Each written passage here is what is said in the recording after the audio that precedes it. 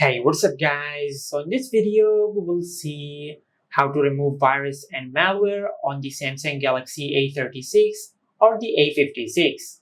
Now to do that, just open settings, then go to security and privacy. From here, just tap on app security and you will have two options. Now for the first option, just tap on app protection, then tap on turn on.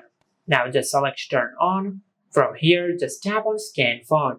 Now your smartphone will start scanning all the apps on your smartphone and it will search for any viruses or any malware on your smartphone.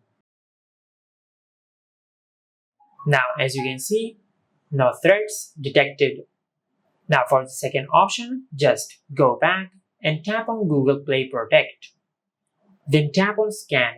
And from here, the Play Protect will start scanning all the apps on your smartphone and it will search for any virus or any malware on your smartphone. And as you can see, no harmful apps found. And this is how you can remove virus and malware on the Samsung Galaxy A36 or the A56. Make sure to like, comment, and subscribe. Thank you for watching.